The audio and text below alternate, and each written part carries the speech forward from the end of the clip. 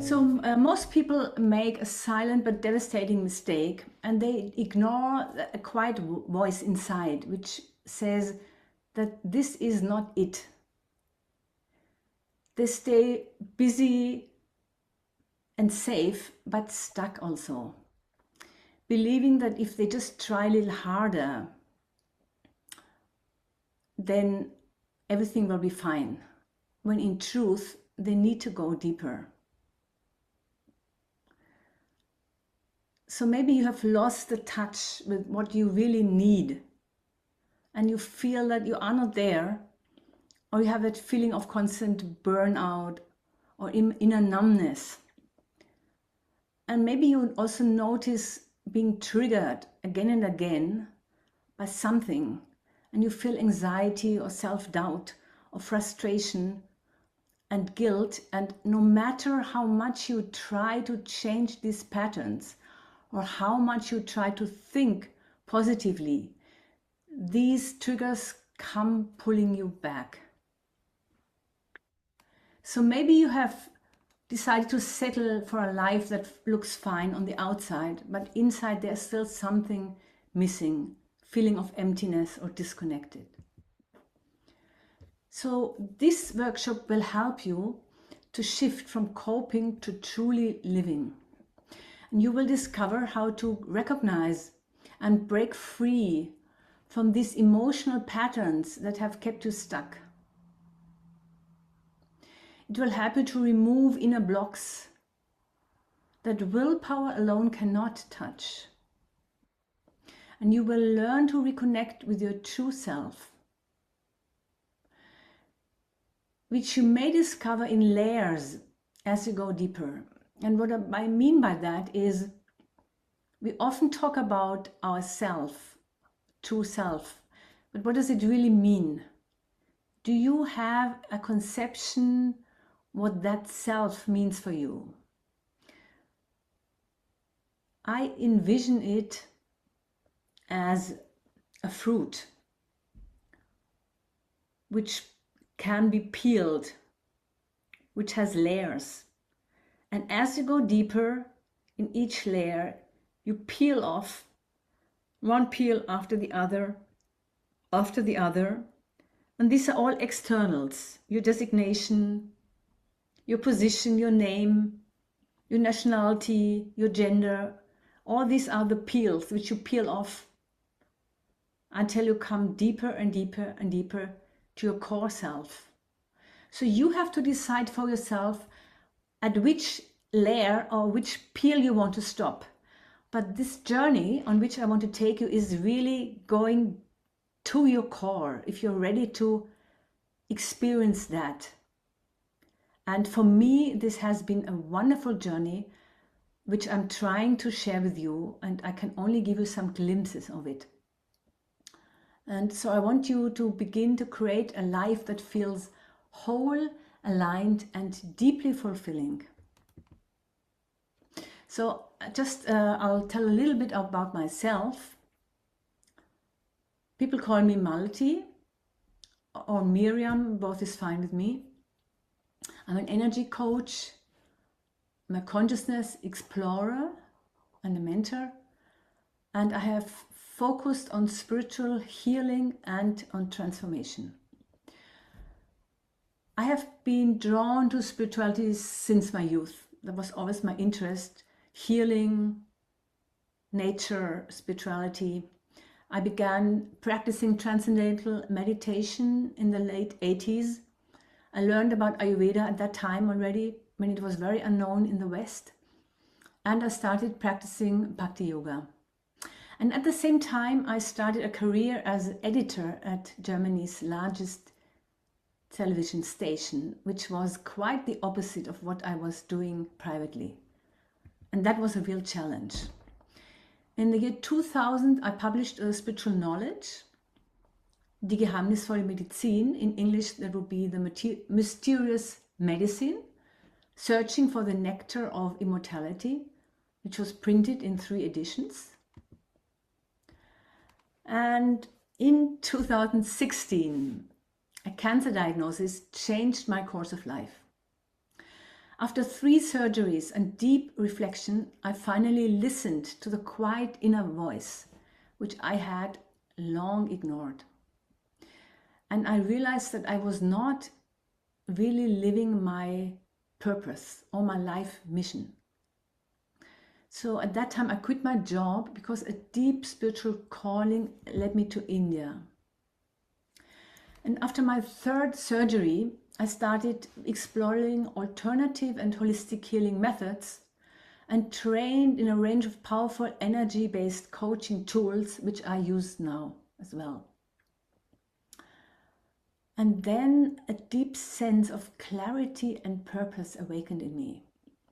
And I knew I had found my mission in my life. And this was a very, very profound realization and transformation. And I know it because this is what deeply fulfills me, what really makes me joyful, and what I can just keep doing. I'm not getting tired of that. So for many years, I have immersed myself in Vedic wisdom, bhakti, and the power of the mind, learning how to uncover life's true purpose, align my thoughts and emotions and energy with my inner calling, and release my limiting beliefs and to embrace life more fully. So now I divide my time between Germany and India at the Jiva Institute of Vedic Studies. And right now we have a few students of the Jiva Institute here. My 2 co-hosts are also my fellow students. And we study Indian philosophies with our teacher, Satyanarayan Das Babaji. And in fact, on this picture, you see our co-host Ladili. She's not fully in the picture. I'm sorry about that, Ladili. But maybe you can recognize her. She's just waving at you. So she was there also. I think that was taken in, not sure, maybe 2017 or 18. So my calling is to unite the timeless wisdom of ancient India with modern methods of mind and energy healing, and to help others experience that same awakening and inner freedom. So my task is to help you overcome blocks and patterns that keep you stuck. And I use various methods in my coachings and healings, and these are the mind moving method for transformation, personal transformation. I learned about that from Joe Dispenza, and maybe you've heard that also. That's a very, very powerful method. I also learned the Chinese quantum method, which at present is only taught in German, but it's getting international very soon. They are working on an English course. And also history clearing, which is transgenerational trauma therapy, presently also only available in Germany, but we are translating that also into English. And spiritual coaching based on the Vedic wisdom traditions. And I especially focus on guided meditations with brainwave entrainment. So that's enough about me. So let us begin the journey and return to the reason why you are here. So over the years of working with people, I have found that there are 3 major myths or misconceptions that keep us stuck. So these 3 myths are, number 1, that's just who I am, it runs in the family. Number 2, just think positively and everything will change. And number 3, it's too late for me to change now. So we will explore each of these myths and debunk it. So myth number 1. This is just who I am, it runs in the family.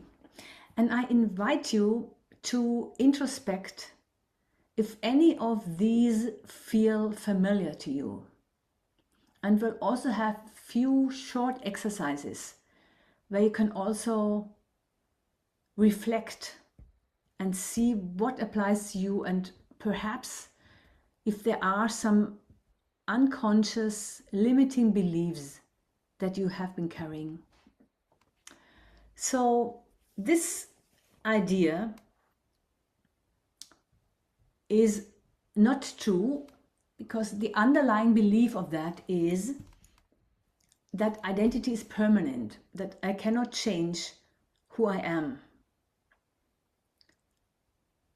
It also means that genetics or family history are destiny. So the idea that I don't deserve better than my ancestors or my family. So that's also something which often keeps people stuck, especially financially. I've often seen people who come from a rather poor background, and even though they are very qualified and they have all the means, they're not able to really experience financial abundance because of that pattern, because they feel guilty if they make more money than their parents or ancestors. And this, it's so changing would mean betraying my family or my ancestors. That is really what is behind it. And these beliefs hold people back because the idea suggests that our potential is limited by our past or by inherited traits, and that is not true. And we'll also look at the emotional drivers behind it. So there is a fear of failure if we tried to change, because staying the same is much safer than risking failure. In other words, if I do not try to change, I cannot be disappointed. I just remain who I am. Also, there's a desire for certainty. It feels safer to accept the status quo than to risk a change.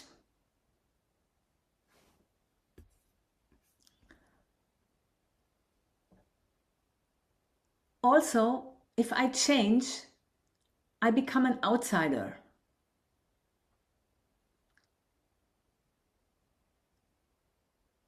And it's avoidance of responsibility.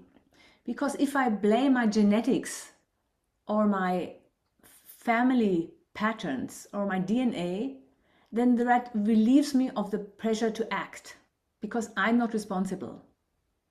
I'm a victim of circumstances beyond my control. Maybe I have the idea that others are responsible for fixing me. So that's also something very commonly. And I also noticed that in myself, before I got into the alternative healing, it's very easy to give responsibility to recognized health practitioners, doctors, instead of taking responsibility for our own health, our body. Also, it's a belonging and loyalty question, because healing myself means abandoning those who have not done that. So then I'm losing my loyalty because my family is still stuck in these patterns. So if I'm changing, then I'm giving up that loyalty, that connection, that family connection. And my struggles connect me to my family. So if I don't have this anymore, then that connection breaks away. All these thoughts are not conscious. We're not aware of them, but they could be hidden deep inside. So let us reflect for a moment if any of these could apply to us.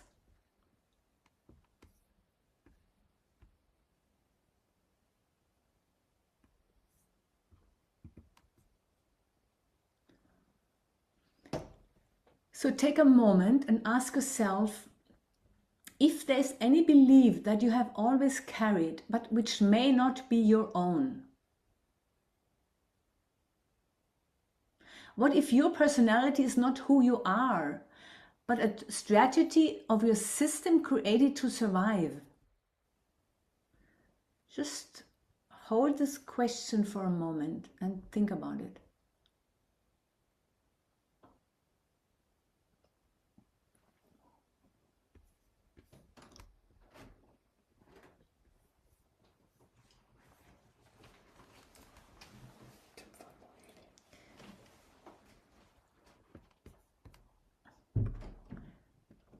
I am keeping this view because if I go in the presentation view, then I cannot see the chat anymore. I can't see you anymore. Unless, let me see if I can change. Let me try for a moment. If I go to the other screen. Okay, let me try this. Okay, let me try. Go in the presentation mode. Is that better? Yeah, okay, all right. Good. So I'll keep you in the other screen. And if anything comes up, I cannot see the chat right now, but I request my co-hosts, if there's anything which comes up during the presentation or something does not, if you don't see the screen anymore, then please just let me know. Okay, so now the truth is that your past shapes you, but it does not define you, because patterns can be rewired. And that is very important. It is your lifestyle, your thoughts, your emotions, and your environment which influences your genes. So genes are there, but science shows through epigenetics that our genes are like switches, and they can be switched on and off. So the genes remain, but depending on our thoughts, our emotions, and our environment, they can express themselves differently. They can be switched really on and off like a light switch, which means that you are not locked into a family history.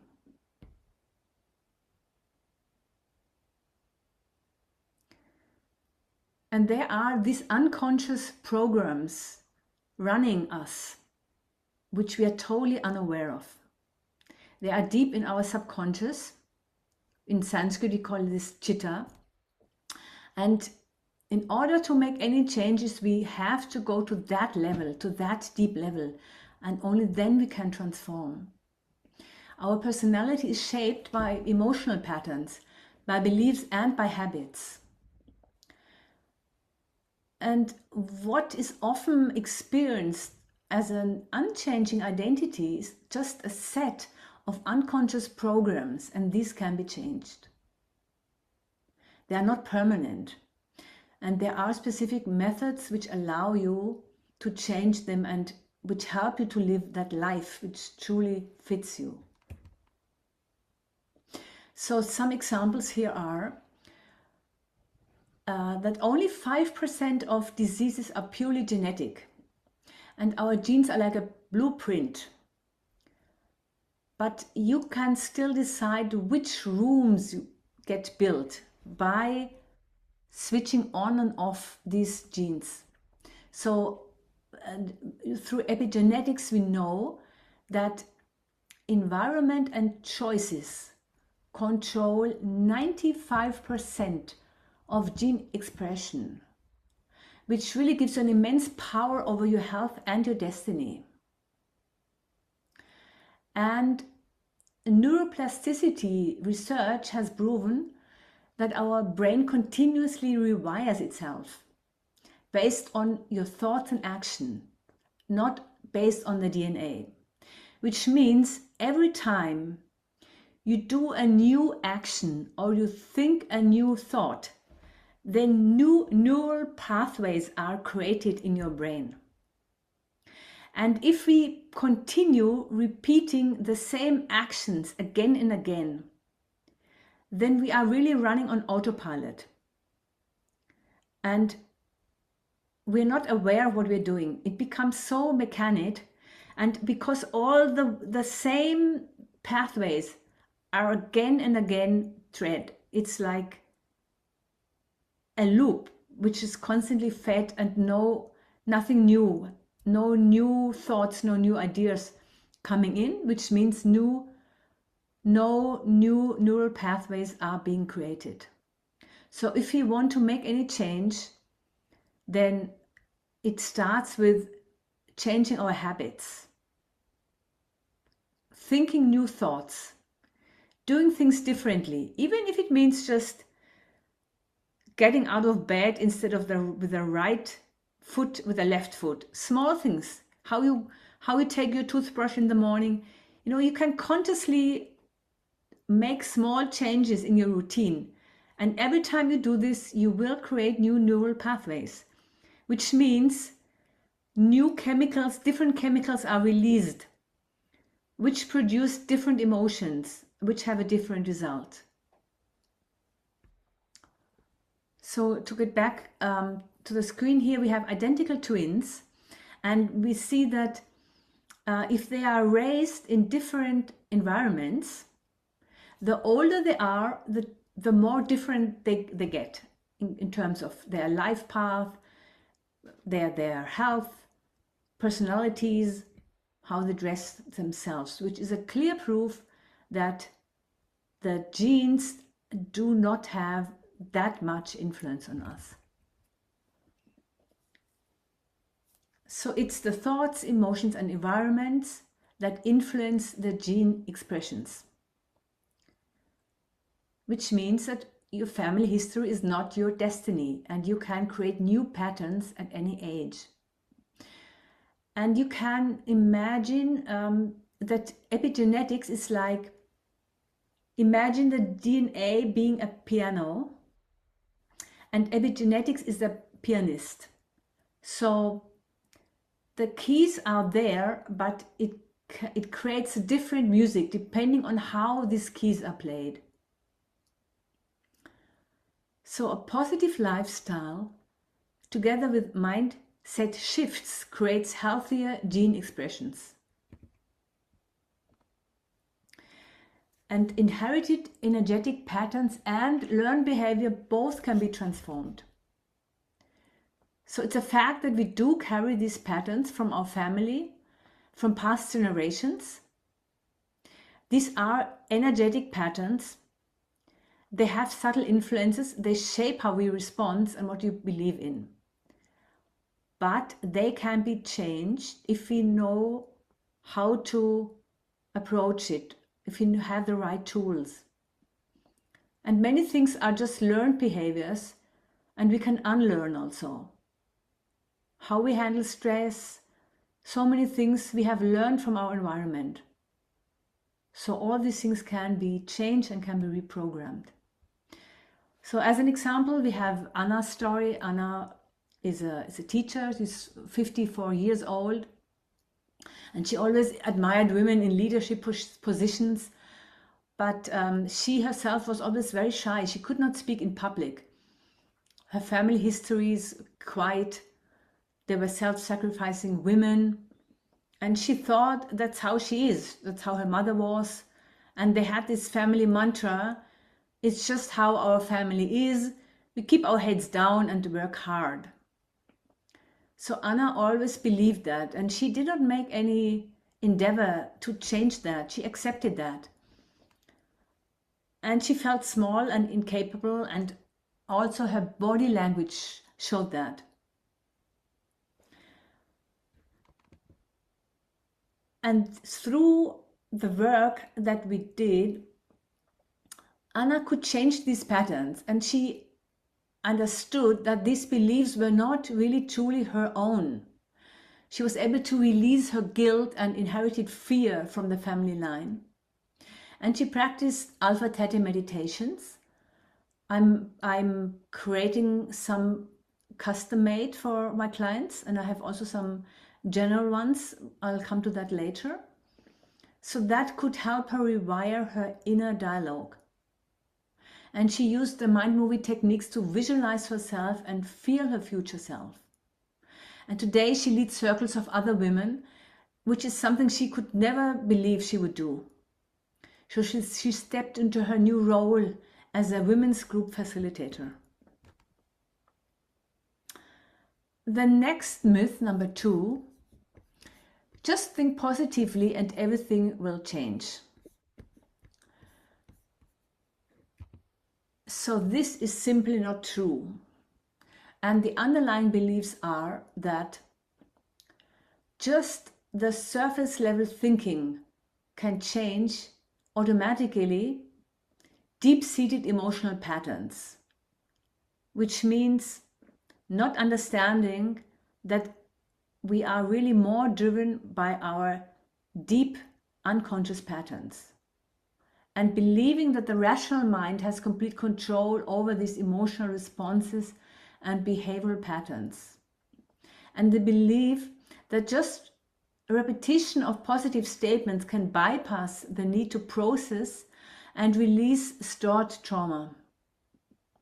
And this is a core misconception which some people have, that transformation happens purely at the cognitive level, just by thinking it away, just by thinking positively, independent of the body's emotional memory and nervous system responses.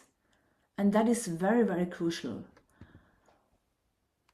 And why do people think like that? What are the emotional drivers? So one is the fear of discomfort, because avoiding deep work is painful and it can feel scary.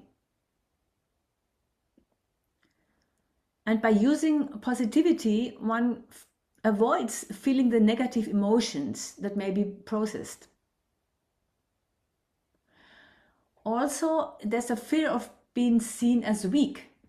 If I admit struggle, if I work on these deep-seated fears or patterns or limiting beliefs, that appears as failure.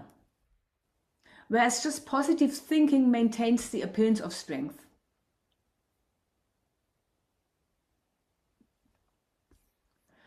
And there's a hope for an easy fix.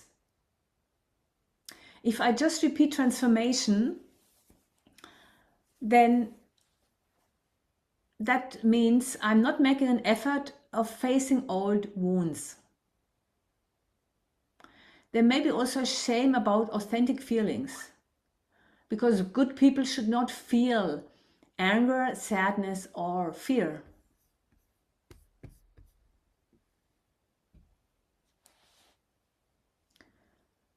There's a deep work also which requires opening to others.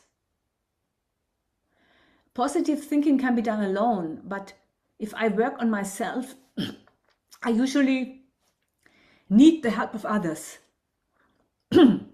Sorry, I need feedback from others. And also, there's a desire to stay in control, because thinking thoughts feel safer than surrendering to a deeper process, because these deeper patterns are not thoughts. This is energy. They're energetic patterns, they're emotions, and they are very deep. And finally, there's a cultural conditioning that society rewards optimism and punishes emotional authenticity. So people are cheered if they just appear to think positively and don't address and don't confront the deeper issues, which may be very uncomfortable. So the truth is that positive thoughts help, but the real transformation happens when you reprogram the subconscious using 3 keys. These are the subconscious beliefs, the stored emotions, and the energetic frequency. And the affirmation myth keeps people stuck in their heads, when healing actually requires dropping into the body and the energy system. And this is what I'm doing with my clients, to really to drop into the body and to work with the body and the energy system, not remaining at the surface level of thinking. So as a reflecting questions, have you ever tried to think positively but felt anxious, stuck, or unworthy underneath? Maybe you can just write in the chat if you have tried that before, thinking positively, but you have not felt any change. Write a 1 in the chat if you feel that this applies to you.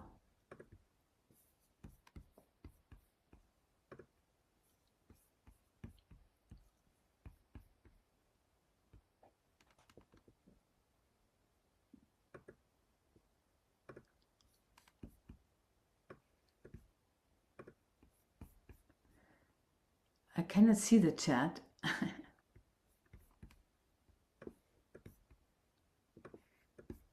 I think I would have to switch.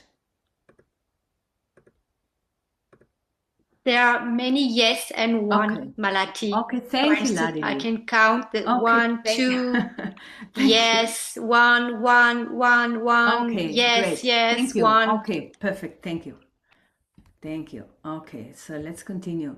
So now we'll do a quick experiment. So please think of something that you have been trying to manifest for months or even years. So say that I am worthy of, and now you think of that thing which you have been trying to manifest. And just notice what immediately pops up. Any thought. When you think of that, I'm worthy of, is it a yes or is it a but? And do you truly believe it, that you are worthy of it? Just feel for a moment.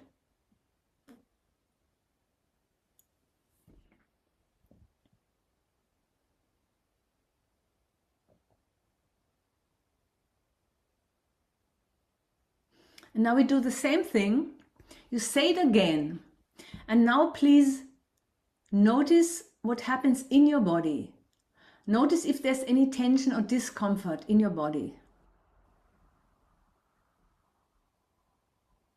And again, you're welcome to write it in the chat, and maybe Ladili can read out a few replies in the chat, or Mohini, whoever, or anybody else. I mean, you're welcome to just share.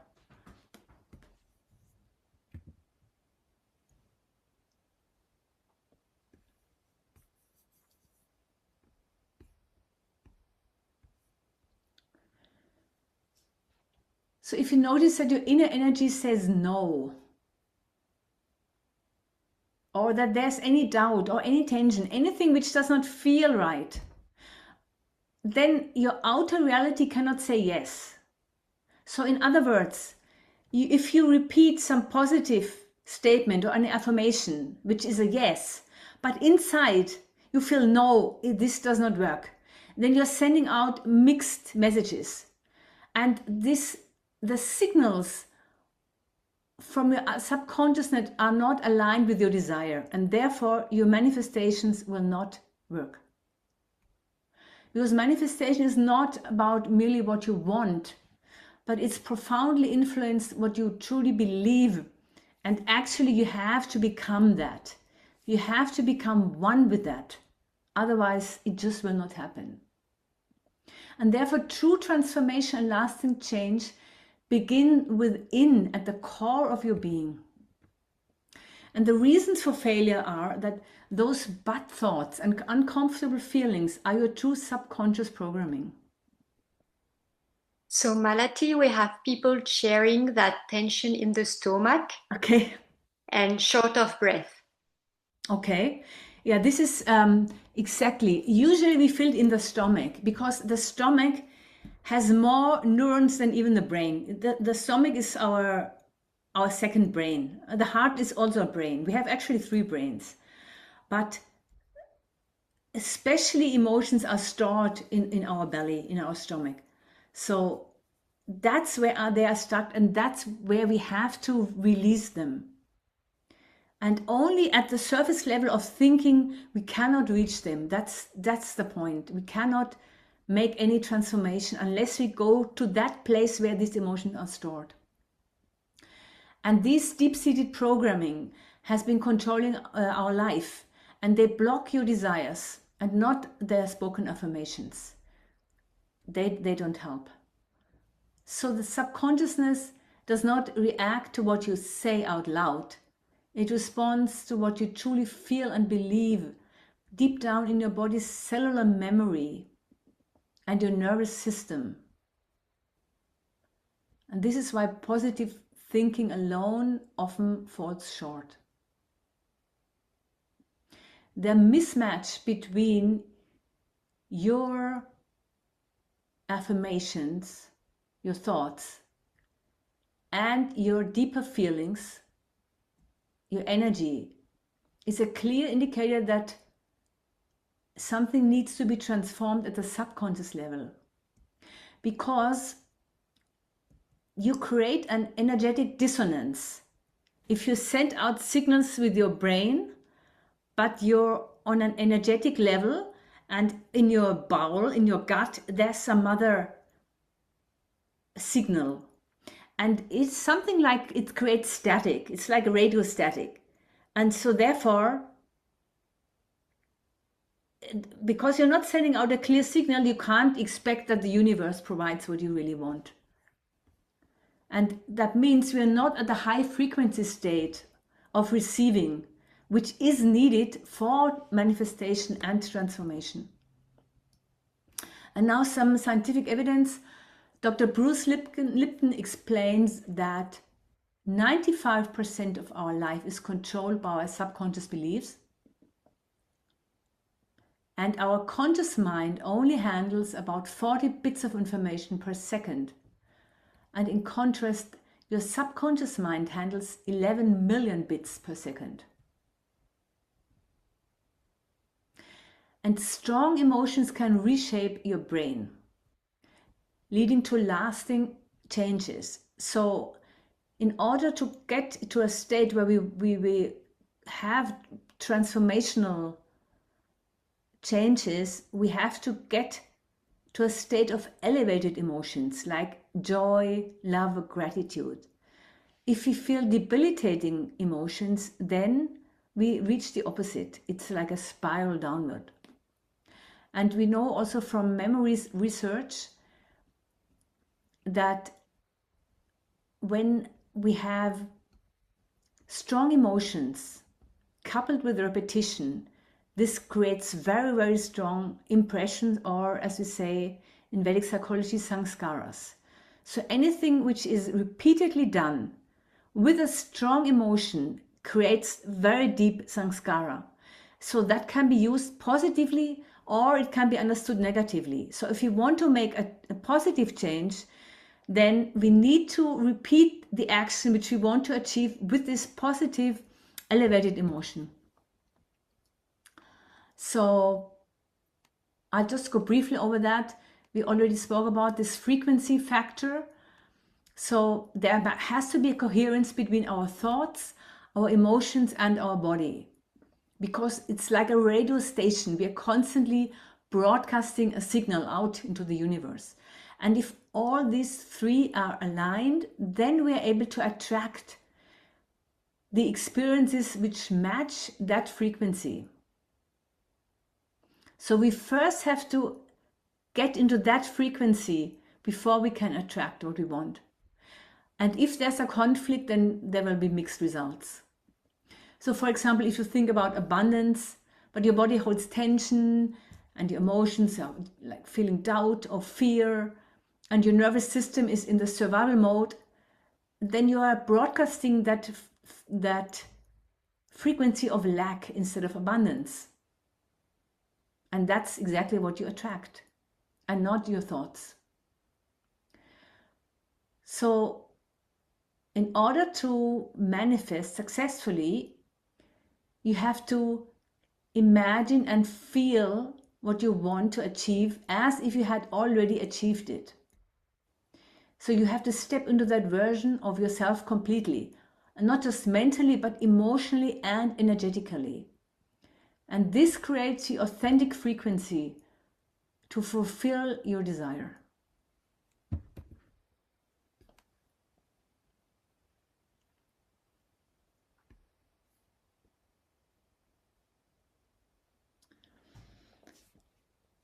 And from there, we can create a new reality. And this is the starting point. Instead of only thinking positively, we use affirmations, but they have to reach our subconscious mind. And therefore, they have to be coupled with a strong feeling. And it should be done when the brain is in the right state. And that is a very deep state of alpha or theta, which is a very, very slow brain wave. I'm not getting into the brain waves now because we don't have so much time. But I work a lot with these states because that is the right state to reprogram your subconscious.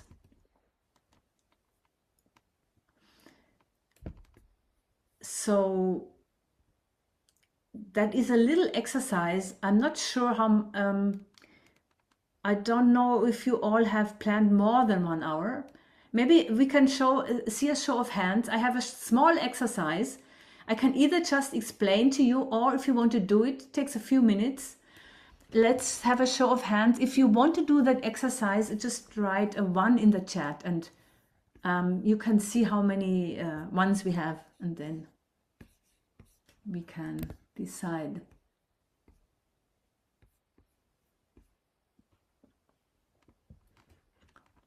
Can we see?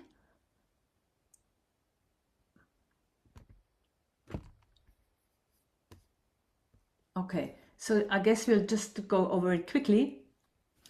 So, so the first step is that you feel their reality and you acknowledge what is there. You don't suppress it, you just feel. You acknowledge anxiety or any other emotion. And you feel it, like now somebody said they're feeling it in the stomach. So you breathe into that feeling, into that physical sensation of the emotion, and then you release it with a gentle exhale. Then you deeply relax into an alpha theta state, and then you visualize your desired state as if you have already achieved it with the right emotion, and then repeating that belief. If that is done repetitiously, then you will achieve results. Okay, so we have another example of Sarah who did exactly that, and she was able to have a breakthrough. I'm just skipping over that. And we go to the third myth, which is, it's too late for me to change now. And the underlying beliefs here are that the brain deteriorates after a certain age.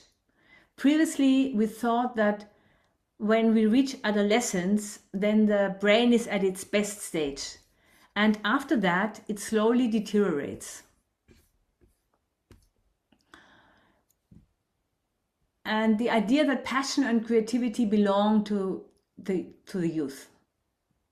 Also the idea that time is linear and opportunities are finite. The idea that personal growth has an expiration date. Like, I've been always like that, I've been way too long like that, and now it's impossible for me to change. Or I have wasted my life and I don't deserve a second chance. Maybe my purpose was meant earlier in my life. Or it's selfish to pursue dreams when I should be settled. Or transformation is for people who got it right the first time. And now there's not enough time for me to make it worthwhile. And I should just accept my lot and prepare for decline. Or change requires more energy than I have left. Or maybe also a sense of not worthy. God or the universe has moved on, left me out, I've missed my spiritual window, or miracles happen to other people, not to me. And the emotional drivers are here, that there's a fear of wasted effort. So What if I try to change and nothing happens? So I don't want to even entertain that thought, or therefore I better don't do anything. Or there's a sense of hopelessness, believing that the past outweighs our future. And there's also a fear of facing regret, avoiding the pain of realizing that change was actually possible. So that means there's a fear of transformation. Kannst du mir was zum Anziehen bringen? Zum Anziehen, ist kalt. The fear of transformation that would prove that one's suffering was optional.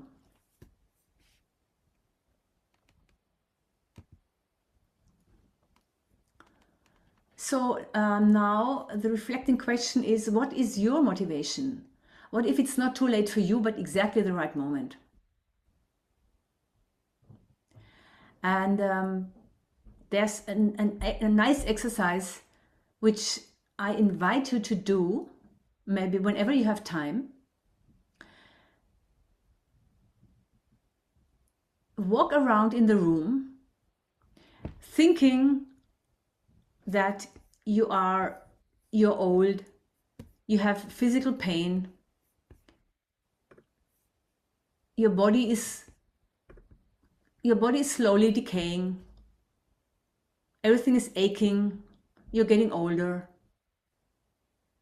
And when you think these thoughts, notice exactly what is happening in your body. And then you do the same thing. You walk around in your room, take some steps, but think of the time when you were 20. Think how it feels to walk in the body of a 20-year-old and walk exactly like that. Just put yourself in the shoes of a 20-year-old and notice what happens in your body. And you will be surprised. It's really amazing. So what does this tell you about the power of your thoughts on your physical reality?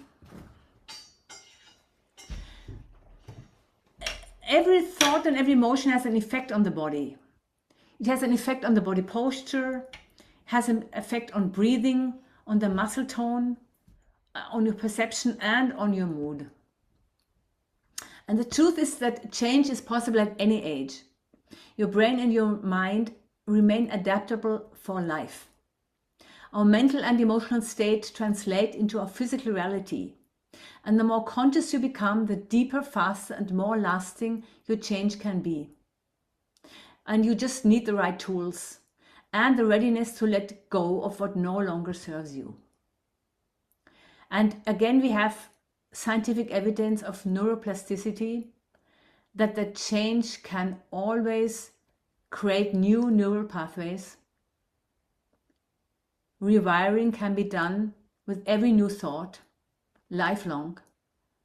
And even 90 years old, we're able to learn new skills. There's this famous example of the London taxi drivers. In their 50s and 60s, they demonstrated that the gray matter in their brain increased as they had to learn the intricate streets of London City, growing streets, the map. They had it all in their mind, and so it could be measured that their gray matter increased indeed. Also, it has been seen that even stroke patients in their 70s and 80s can regain abilities by forming new brain pathways. And in just 8 weeks of meditation practice, it leads to a noticeable change in the brain, regardless of the age. So that means a deeper truth is that transformation has no deadline or expiration date. And your body just responds to the signals that you send out, no matter your age. And midlife is actually a powerful time to change, as you have more awareness, more maturity, and a desire to be truly yourself. And lasting change comes from alignment, aligning with yourself and not from trying harder. So my own transformation story is that I blocked this. I cleared these blocks in my own life because I was already in my 50s when I started learning the various healing methods and then became a coach and started creating online courses. So I basically started a new career in my 60s, and I'm now living my most authentic and striving life. And I'm using the methods which I teach, using myself, and age became my advantage, which was bringing me wisdom and clarity. And my nervous system responded to my new vision and not to my birth certificate. So our greatest chapters can begin when we least expect it. So now I'm happily living my authentic purpose, bridging Bhakti Yoga with consciousness work and helping others do the same. So now I have some voices from my clients. And the funny thing is, I must just say this very quickly, that okay, she even asked me if I had a plastic surgery, and she found that I have changed considerably. She sent me a voice message, and somebody else just told me how sick I just looked previously, and how well I look now. Of course, at that time she didn't tell me. So, Mohini, you're welcome to say a few words if you like, because it was actually her who said this to me just only a few hours ago. Yes, this was my experience. Like when I see Malati now, I see her like complete different and much more positive and much more glowing in her appearance. And before there was like a different aura in her. And it was not my own observation, but a friend of you, Malati, she told me like, oh, when she saw your profile picture, you are completely changed. And then I had a closer look, and I had to admit, especially when I saw you in the videos of the classes we studied together. There I then really observed that there is a change in her appearance. And this is not about me. I'm just saying thank you, Mohini. It's just, this is how I feel, how I truly feel, because I know I have found my mission now, and this is just so fulfilling that the body has to follow that. You know, that is exactly that frequency which we radiate out, and so I want everybody to experience that change. And I have a few more which I'll skip over. Go to. So this is my mission in life, that I want to help people transform their experiences into wisdom, uncover their strength, and reconnect with your true unshakable self. Navigate life's journey, rediscover your inner power, and reconnect with authenticity. Return to your true essence, the person you were meant to be before the world told you who you should be. I have some more testimonials on my website, and maybe you can just put the address, my website address, in the chat. So if anybody wants to see that, then we don't have to go over that. And so the transformation we will create together is illuminate and release. So we'll shine light on the hidden blocks and gently release what no longer serves your highest good. We co-create a future that reflects your deepest truth and authentic desires. And I want to help you step into the power as your present, joyful, authentic self, which you were always meant to be. So you will learn, identify and dissolve subconscious limiting beliefs and karmic patterns. Dive deep into your subconscious with brainwave entrainment, guided meditation, and breath work to redesign your life. Replace your old patterns and create your new future with uplifting emotions. and reconnect with your true self with the help of the universal wisdom of the Vedas, and learn techniques to complete your transformation. So now the question is, what keeps you from achieving this transformation? And maybe you just take a moment to listen to your own debilitating beliefs, if there are any. So if we are not aware of our debilitating beliefs, then they keep us enslaved in self-doubt, self-sabotage, exhaustion, and self-denial. But it is time to embrace your light, and your inner light matters. So you may self-reflect on these inner blocks and see if you're ready to let them go. So now you know that the first obstacle, inherited patterns, are not life sentences.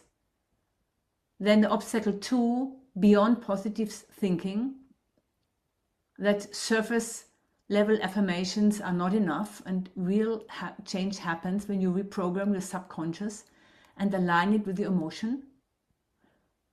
And it's never too late to change, because your nervous system does not care about your age. It responds to the signals which you give out at any stage of your life. So the bottom line is that these are not character flaws or permanent limitations. They are simply outdated programs that can be updated when you have the right tools and approach. So now it is your turn to take inspired action. It's actually never really too late to change. So it's up to you to start the journey now, or to wait if you think it's not the right time for you. So my final words are: trust your inner wisdom. You now have the tools to recognize and transform the myths that have been limiting you, and trust yourself to use them. And your time is now. So every moment you wait is a moment your authentic self remains hidden. And you deserve to live fully starting today. So take the first step. Transformation begins with a single choice. So choose yourself, choose growth, and choose the life which is waiting for you. And you are supported. And remember, you are not walking this path alone. Your success is my commitment, and your breakthrough is inevitable when you show up for yourself. So now, to end here, if you have any questions or doubt, so now is the time. I'm stopping my screen share. Thank you very much for being present here with us. I know that many people will watch the recording because they were not able to join live. So we are here only an exclusive round of people. So if you have any questions, let me know. Otherwise, we can close our session today. Thank you very much again for coming. Okay, so I'm ending with 3 ohms, thanking you for your participation and feeling the unity between us. Om.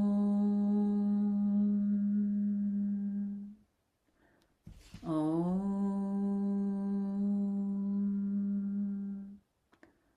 Om. Namaste. Namaste.